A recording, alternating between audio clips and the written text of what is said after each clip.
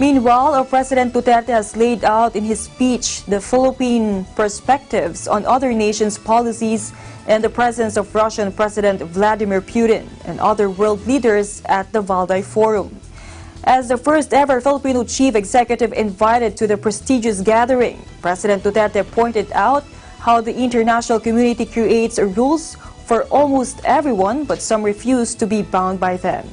He was blunt about human rights protection being empowered without regard to the actual adverse consequences to people they seek to protect. Take a look.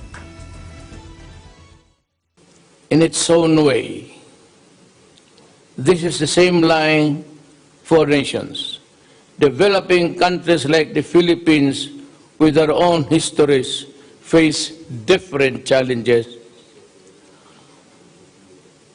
and inner problems that would require different sets of solutions.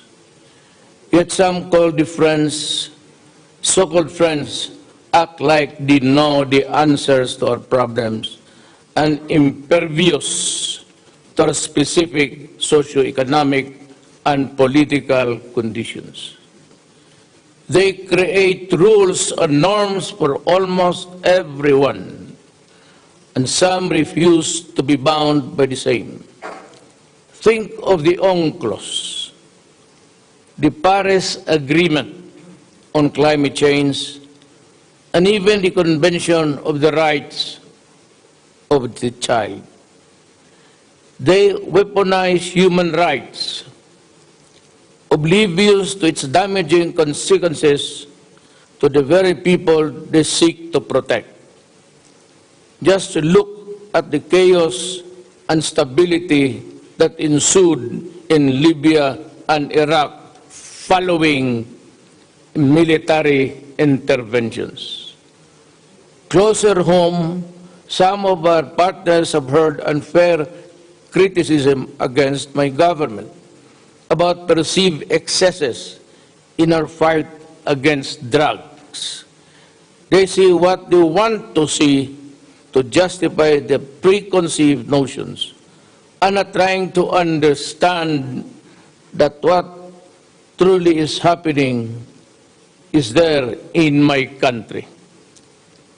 Is this how friends treat each other? We have not seen them backtrack from defense contracts over baseless apprehensions that we would use arms to violate human rights. Yet you see the same countries supplying high-end weaponry to parties whose actual human rights records leave so much to be desired. He clarified that he is not against the United States given its deep ties and shared history with the Filipino people. Let me be very clear. I am not against the United States or the West. The U.S. is a close friend of the Philippines. In fact, our only treaty ally. We have deep ties with the American people, forged by shared history and nourished by common values. America certainly can offer so much, more than the world. Let me stress, I am not against liberalism in politics and in the economy. Liberalism, to my mind, creates the best pathways to a just and fair society.